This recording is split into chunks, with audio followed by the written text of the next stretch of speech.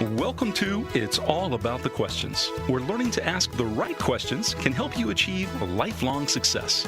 Now, here to help you ask all the right questions is award-winning author, international speaker, and business strategist, Laura Stewart. Good morning, afternoon, and evening, everyone, and welcome to today's show of It's All About the Questions. Always such a joy to be here with all of you and to get to talk to so many people that have changed my life in so many ways at so many different times and points in my life. And my next guest has been on several times on the show. And he's one of those people that just getting an email from him, as you've probably heard me say before, completely changes my perspective on things and always brings a smile to my face. And it's a joy to get to continue the Love Fest I started last week with Bob Burg, talking about their latest book, The Go-Giver Influencer, a little story about a most persuasive idea. I keep wanting to say pervasive idea, but it's kind of the same thing. Today, I've got the other half of the writing team, John David Mann, who you might remember was my first guest after my mom passed away. His graciousness, his talents, his gifts continue to change me every day with every single book he writes, and it's always a joy to have him on the show, especially on launch day for the Go-Giver Influencer, which I just checked. And John, it is already #1 new release on Amazon, so welcome. Good morning, Laura. It's a pleasure to be here. Thank you. I couldn't, I fully expected it to go to #1, and I really hope this one hits New York Times because your books are so powerful, John. I mean, every time I read them, I can feel the shifts not only happening in my mind, but in my body as I release preconceived notions that I didn't even realize were there, limiting beliefs that I didn't realize were there until I've read your books. And the Go-Giver Influencer is no different. So thank you for doing another book, you and Bob, to change the world today. It's the most fun you can possibly have on a Thursday morning or a Saturday afternoon to write for readers like this. So thank you. Now, this book is a continuation of The Go-Giver. You've got 4 books in the series. I know there's 3 parable books in the series. You've got The Go-Giver, Go-Giver Sell More, Go-Giver Leader, and now The Go-Giver Influencer. Why this book now? There is so much contention in the world. It seems like civility has gone by the wayside. Why this book now? Yes, a little story about a most perverse idea. Oh, no, wait, yeah. It's not perverse. There's so many other P words you can put in there. Yes, a most peripatetic idea. Yeah, I mean, that's a great question. It is a most pervasive idea and a most persuasive idea. It's kind of a weird time. Yeah, I'm sure you and Bob talked about this last week. We talk all the time. What do we want to do next? What do we think our legendary fictional mentor Pindar would be thinking about and talking about if he were in our world today? And it seemed to us like today people need more than ever to learn how to talk to each other. People are seem to have forgotten or lost track of what we always thought were just common everyday notions of decency, civility, and communication. And so it's not just in the political sphere. It's really kind of in every sphere. But just to get back to sort of the root of it, all of our books have seemed to get to the point of the word influence. They all seem to revolve around the idea of what does it mean to have influence, to be genuinely influential. And I don't mean influential like famous. I mean influential in your world. That is somebody that others look to, that others gravitate toward for guidance, leadership, common sense, support, sort of spiritual nourishment or social guidance.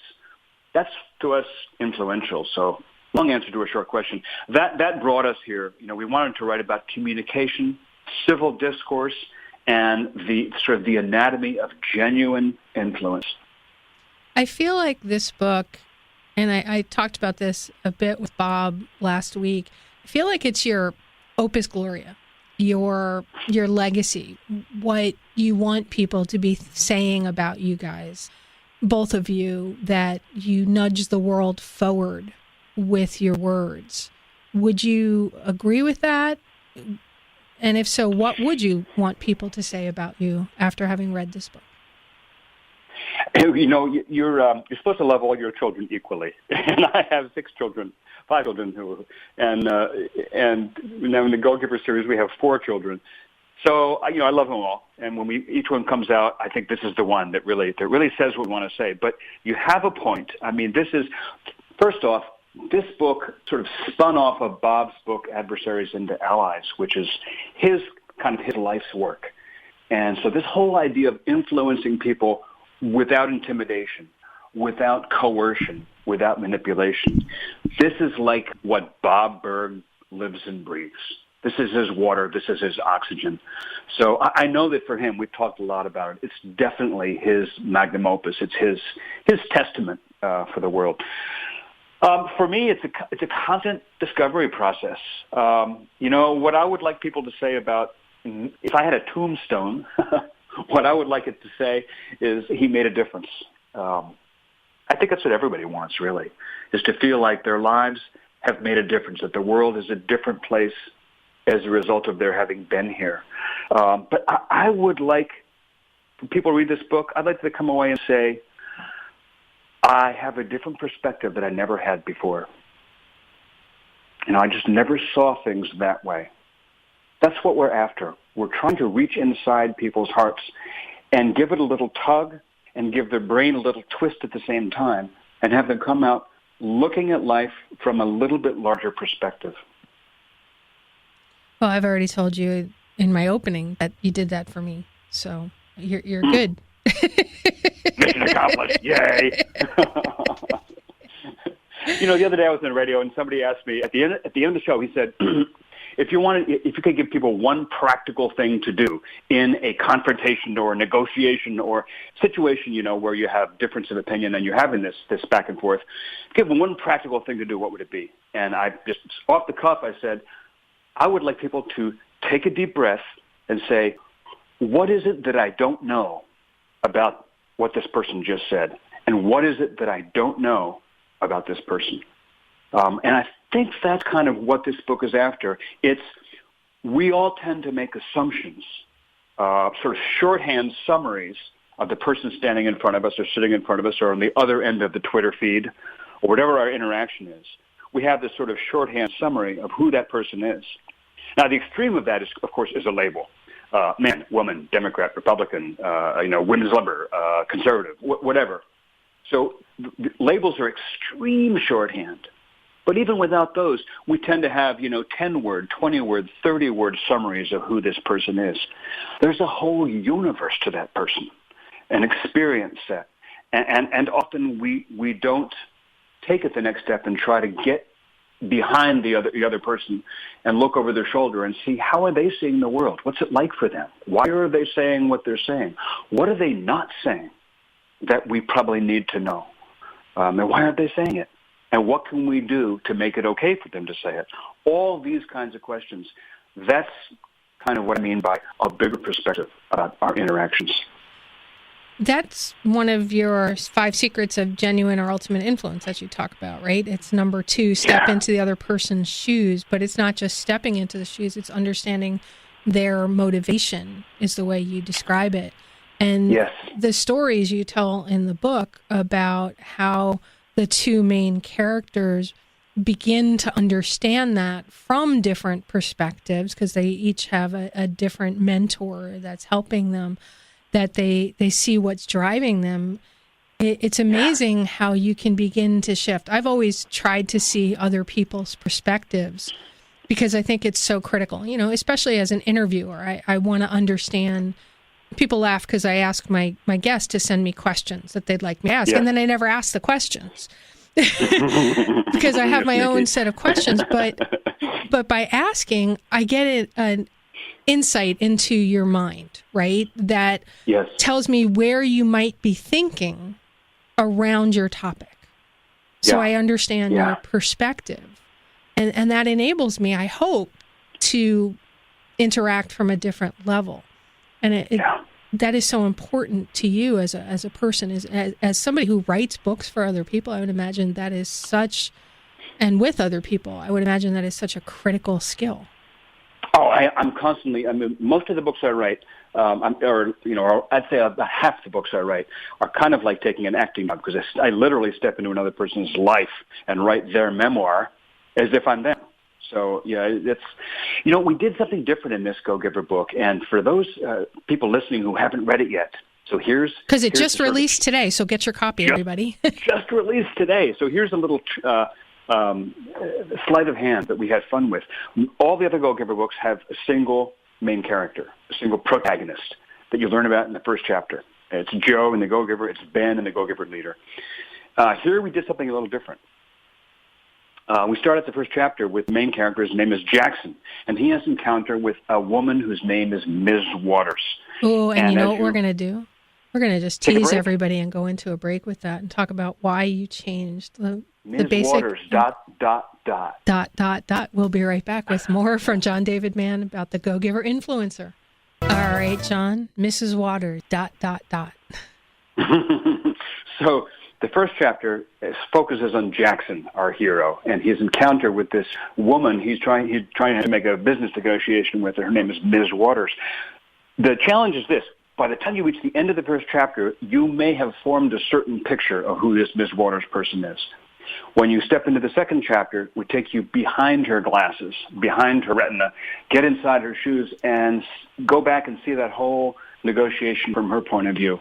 And we do this throughout the book. This is interesting. In the last decade or two, this has become a very popular style of writing in fiction, is switching back and forth between different points of view. It didn't used to be, but it has become so. And I like to think that's in part because writers are feeding the effort to try to help the reading public gain that skill of seeing from different points of view, from other people's perspectives.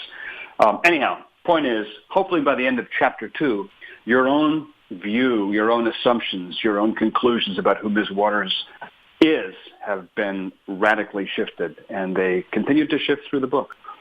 Many of us in business who have had our own companies or walked into business situations can relate to Jackson's position where he's looking to make a deal to keep his business going, and he walks into the cold corporate office and he feels like he has no other choice other than to make a deal happen.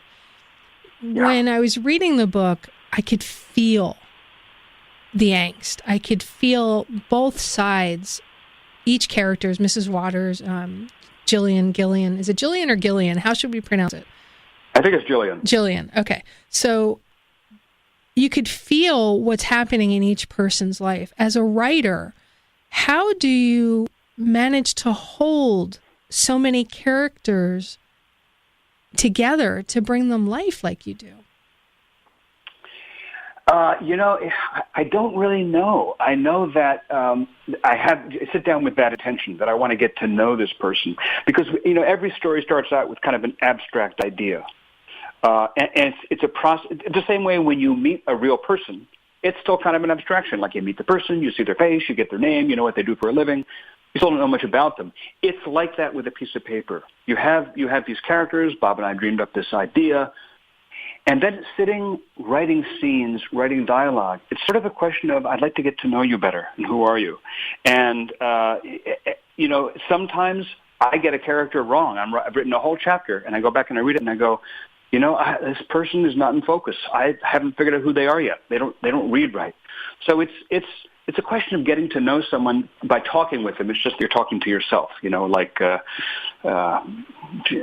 like Jeff Dunham with hand puppets. I love him. He is so awesome. Of course. Who doesn't? And he does truly bring to life all these different characters.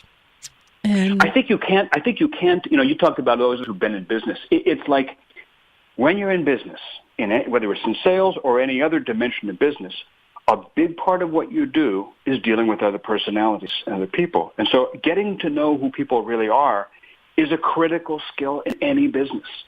For the writer, it's no different. For the business person, it's no different. It's the same skill as in any domain. It's putting yourself not down, to the side, putting your own interests, needs, imperatives off into the passenger seat and making your number one priority right now saying, okay, who is this person? It's like I learned from my friend Laura Stewart. It's asking the right questions. And the right question in this case is, who is this person? Not, how can I get what I need? How can I walk out of here with a contract? How can I walk out of here with a sale? How can I walk out of here with a date? Whatever it is we're trying to get, it's put all that to the side, and the questions are, who is this person? What do they want in life? Where are they stuck? What do they need? What are they missing? What are they saying? And also, what are they not saying?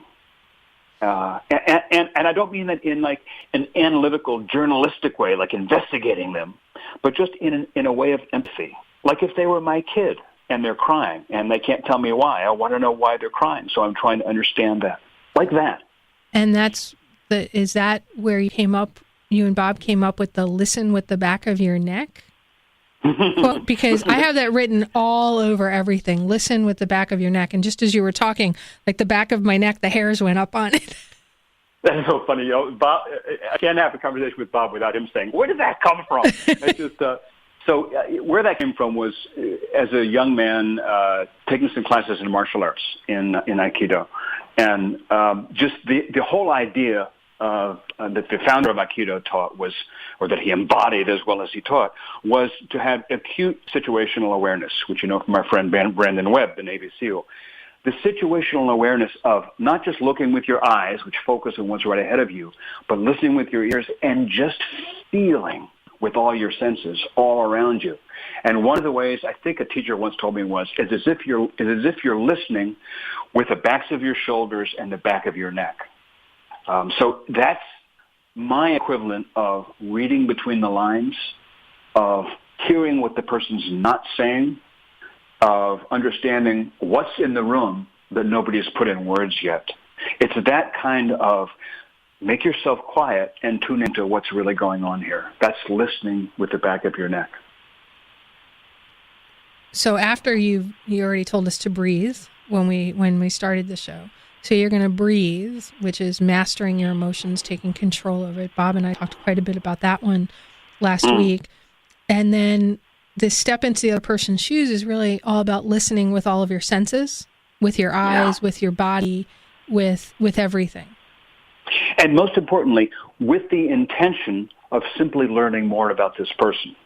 That is to say, without any other intention, without the intention of what you're going to get. That's the key to this step to listening. It's listening not to investigate, but listening simply to know better who this person is.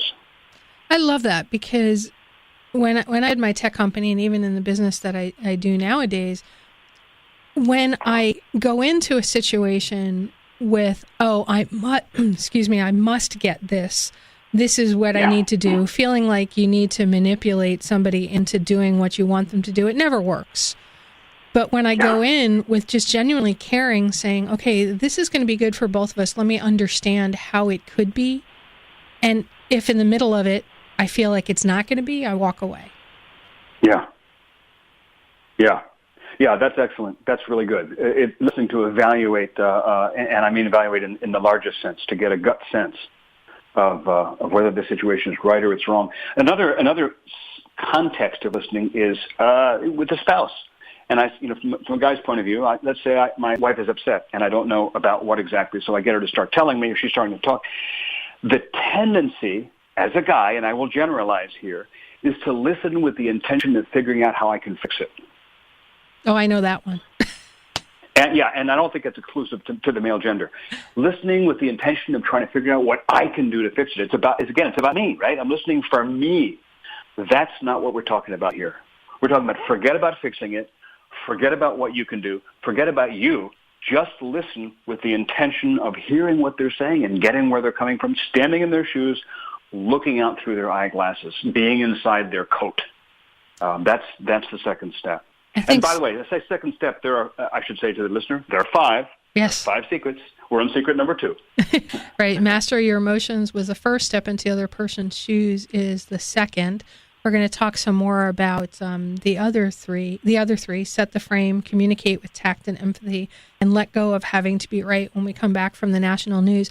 And we're also going to talk about a character that drives me nuts in the book, only because I don't know as much about the character as I'd like to, but for me, this character is the Yoda in the book. He's always there, and he just, I think, drives the entire story with barely saying anything. I think, John, you know who I'm talking about. I have a feeling I do, yeah. So when we come back from the national news break, if you're on podcast, it'll be really instantaneous. We're going to be here with John David Mann, author with Bob Burg of The Go-Giver Influencer, a little story about a most pervasive idea. Grab your copy today.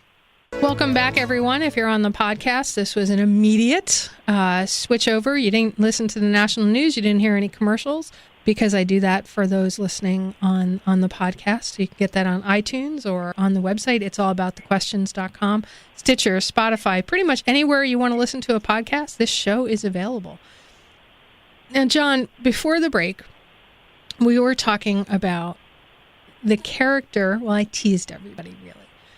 We're here with, by the way, anybody just joining us live on iHeartRadio, talking to John David Mann, the other half of the writing team with Bob Burg, about The Go-Giver Influencer, a little story about a most persuasive idea, available wherever books are sold. And you can also go to thegogiver.com and get more information about the book. We're talking about my favorite character. I teased everybody. He sort of winds his way throughout this entire book. We talked about Jackson and Gillian Waters. But there's two other characters we'll talk about, but there's a character by the name of Solomon in the book. And to me, he feels more like Yoda and the Dalai Lama and Gandhi and all of the most amazing leaders, wise people we've ever thought of in the world than a dog. You know, you and Bob are such animal people, and I know animals are near and dear to both of you, and Bob spends a good portion of his life philanthropically supporting animals. Why this character, Solomon? I mean, Jackson will be going through some crisis, and he'll come home, and Solomon will just look at him and go, woof! And all of a sudden, I, the reader, feel like, okay, everything's going to be okay. How in one word do we get that? Yeah. Yeah. Although the way I hear it is more like, woof. Yeah, that's true. This dog Solomon is, I'm going to guess 60, 70 pounds. Anyway, he's definitely big. He's a big guy. You know, the very last words in the book, and they come at the end of the acknowledgement sections, are, to borrow from one of our favorite bumper stickers, Lord, help us to be the people our dogs think we are. Solomon, to me, represents that capacity to be empathetic, to be influential, that capacity that goes beyond words. It goes in another one of our books, and I don't remember which one right now. Probably Go-Giver sell more. We say people are affected or influenced by what you say, but even more, at least of all, by what you say, even more by what you do, but most of all by who you are. And who you are when you spend any time with somebody tends to shout louder than the words you say. It's not that the words you say aren't important, because they are. Because your words affect people. They're very powerful. So choosing your words, I think, is a critical human skill. As Andel says in The Go-Giver Leader, words are the most powerful human invention. But what Solomon does is beyond words. Because, hey, he's a dog. He only says one word. Here's the interesting thing that your listeners might trace as you read the book. He says woof, the single word woof, a bunch of times. And then there are also a bunch of scenes where he settles down and goes to sleep in Jackson's room and doesn't say anything. There's a difference. The scenes where he says woof are different than the scenes where he doesn't say anything. The word woof means something. And I'll just leave it as a challenge to the readers to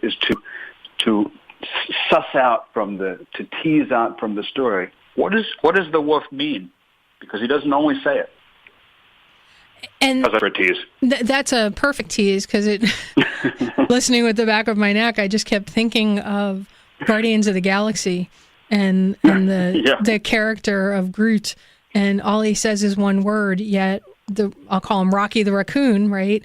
Can interpret these words, this one word that's just said, and he speaks volumes with just this one sound, with this one word. One of my favorite scenes in recent movies was the movie Julie and Julio.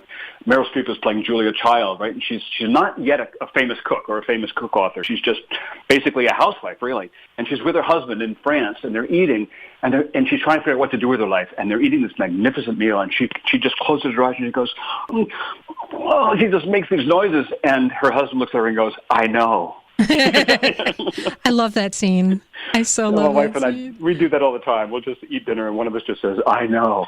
That's basically what Solomon's saying, yeah. All right, so that's a perfect seg to another question I want to ask you. You recently published with Chef a wonderful book called The Recipe. Yes. Which is a story that moved me so deeply, and still moves me because I keep rereading it. And throughout the book, there are recipes in it. I mean, it's and everybody listening, go get that book. It's truly amazing. When you're up buying the Go Giver Influencer, go pick up a copy of The Recipe as well. But food plays such an important part in all of the Go Giver books, and in so many of your books, other books that you've written. Why do you believe that food has so much to do to create an opening for true conversation?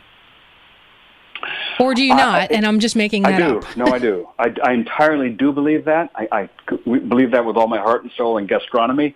And it anchors, brings out great conversation in your existence, and also in writing, in books. I mean, it's a really great observation that you made. No one's ever asked that before. So why the food scenes? Because for me, the purpose of a parable is to teach some principles. But best way to teach, in my view, the only way to teach, is to tell a story. And people only want to follow a story if they're moved emotionally. They're only moved emotionally if the story feels real, if they care about the people on the pages. So, the bottom line of it is, if you want to try to teach anything, people have to care. And so the purpose of having those kinds of scenes with food is because it's very real. I want readers of the Go Giver books to feel with these people, to feel like they're real, for them to be real. They're real to me. They're more real than some people I know. Because I know them better than I know many other people. So that's the bottom line of it is to be real, is to ground these conversations and these encounters and these discoveries in real human experiences. Eating, sleeping, getting upset, having worries and outs, and having pets and having kids.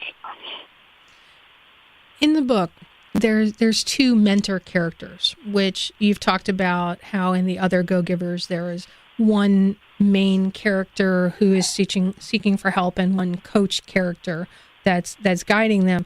In this particular case, there's two characters, as coach and the judge. Yes.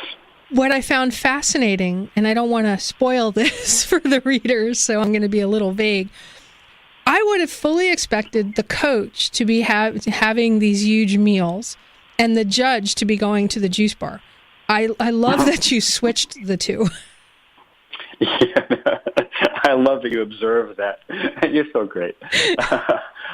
Yeah, that's because you always have two choices when you're writing. You can go with the cliche, or you can go against type and try to reflect the real world. Because in the real world, people don't do what you think they're going to do.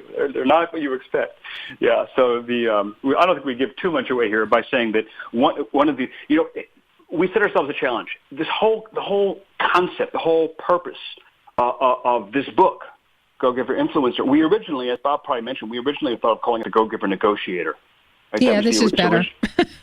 It is. But it stemmed originally from the idea of resolving conflicts. And so at the core of the book is this idea of how do you take a situation where two people see things differently and bring them together, not in a way through compromise, by watering down both positions so that neither one really gets what they want, but they each sort of get half the watered down pie, but resolving them in a genuine way where you end up with something that's greater than the sum of its parts. That's our goal here.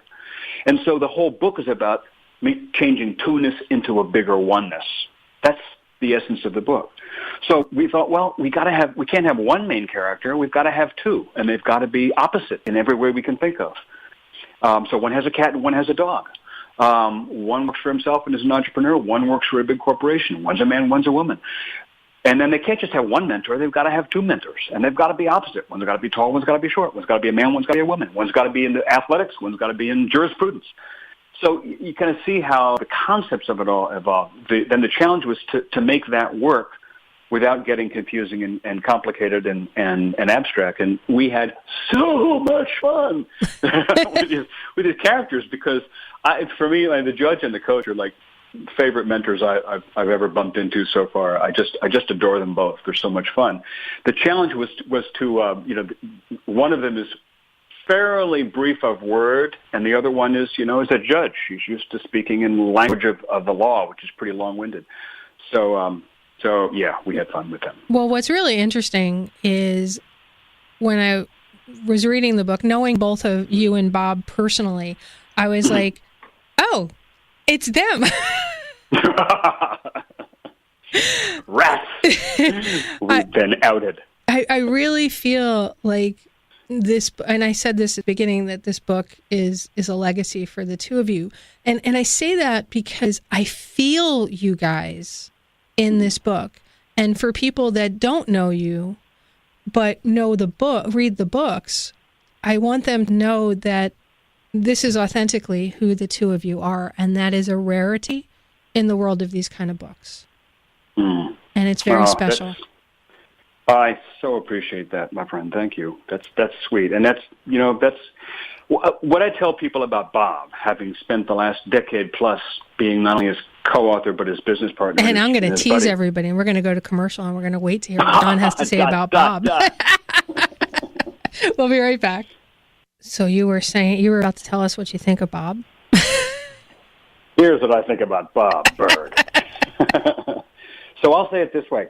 One of the most influential people I've ever known in my life, and certainly probably the most influential on my life, was my father. My dad, Alfred Mann, who was a choral conductor and a musicologist and a world-renowned expert on Bach and Handel.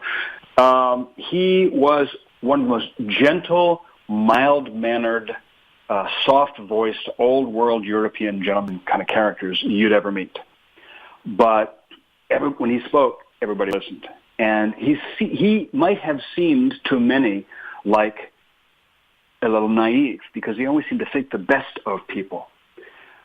But knowing him close up, wasn't naive at all.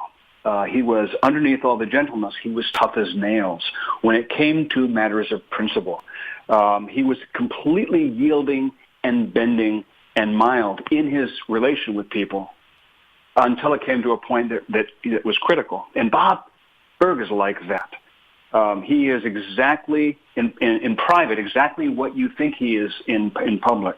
He is one of the sweetest, nicest, most generous-spirited guys I've ever known. And he embodies the message of this book, just magnificently about walking softly and carrying. I'm not sure where walk softly and carry a big stick came from. It isn't exactly that. But he does embody these principles. And it's not about being a weakling. I guess that's what I really wanted to say. And it's not always about being right, which is one of the principles as well in this book. And it's not about, the last principle of the book is to let go of having to be right. And what we mean by that is not to be wishy-washy or soft on your principles. And that's kind of where I was leading with that.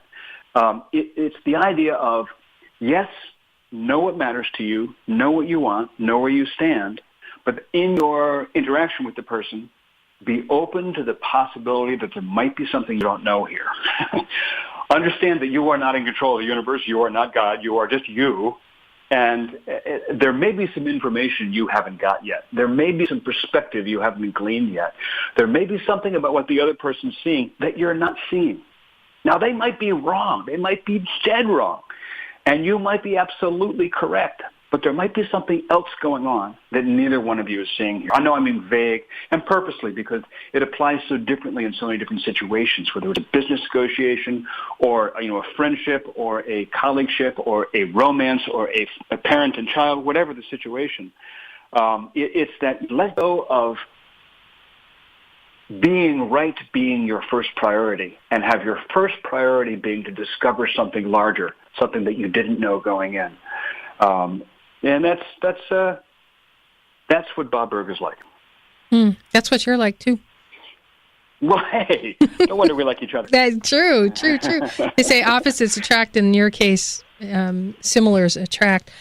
I was listening to what you had to say about Bob, and obviously thinking of you as well. And I was thinking of this one question: if you could have this book in any group's hands, what would you want them to get out of it? This world has become so divisive, right?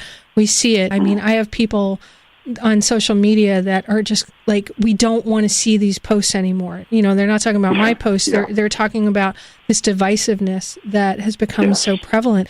I'd like to see this book in the hands of every elected leader. I want people to mail copies to their elected leaders, send it to the White House, send it to the Senate, the Congress, the local mayors. Everybody should have this book. I completely agree, but I would add, send a copy to your elected representative, get a second copy and keep it for yourself and read it. Yeah, absolutely. Because here's what I think. I think that it's, you're absolutely right. I would love to see, 100 copies in the U.S. Senate and 485, whatever it is, copies in the House of Representatives, copy in every elected official and every non-elected official. At state, local, and federal level. Right. I'll say, ultimately, what those representatives do, I believe, is they really reflect us. And the divisiveness and extreme polarization that we're seeing played out in the public stage wouldn't have the traction it has if it weren't planted in soil that's that same divisiveness, and that's just us. That's just people. That's just everyone. So what's the group that I want to see get this message? The group is everybody, because we are where that comes from. How we interact every day. That's where this divisive conversation comes from, just from us. At the back of the book, you have a discussion guide, and I would love to see teachers put this book into schools and at a very young age begin teaching these principles. This is me, putting that out there. I know you guys do have a teacher version of several of the Go Giver books. We're running out of time, so let's just share where people can get the book. They can go to thegogiver.com. They can get it anywhere books are sold, right? Yes. And this book this is my completely unbiased opinion. This book can make a huge difference in the world, everybody. So please just go get it. Let Bob and John know what you think about the book. Post reviews. Get this book in the hands of everybody. And John, your last thoughts you'd like to leave everybody with? Woof. And you got to get the book to fully understand the power of woof. Thank you for being here with me today, as always. Oh, my pleasure. Thank you. I'm so glad that you're there. Oh, thank you so much. And I know I'm going to get you back on sometime this summer when your new book we're not going to talk about is coming out with Brandon Webb. Yes. But I thank you for writing The Go Giver with Bob, for continuing the journey with the book, and for this really timely The Go Giver influencer. I know I'm totally fan geeking here. It is timely, and I really hope that its message gains some, as I said, traction in the soil of the country. That would be just an awesome thing. So I'm just going to run through the 5 secrets that are in the book. Master your emotions, step into the other person's shoes, set the frame, which we really didn't talk much about, communicate with tact and empathy, and let go of having to be right. On the surface, those seem like, oh yeah, but if you read the book, you will understand how they can change influence in the world today. And it's not just a persuasive idea, it's a pervasive idea. So, John, I hope the storm on the west coast of Florida calms down for you. Although, it already has. Yay, see? It just took you being on the show for the storm to go away. The Go-Giver Influencer, and it's all about questions, is already changing the world. Calming the storm. There you go. That's such a great way to describe the book. The Go-Giver Influencer really calms the storm. Yeah. Well, from your lips to God's ears and the rest of the country. There you go. Yeah. Thank you so much for being here. And remember, everybody, the right questions can change your life. So what are you asking today? Read a good book, hug somebody you love, go buy the Go-Giver Influencer today, and I promise you won't be disappointed. Have a great day. You've been listening to It's All About the Questions, starring Laura Stewart. Connect with Laura at it'sallaboutthequestions.com and download a free workbook that will help you ask better questions starting today.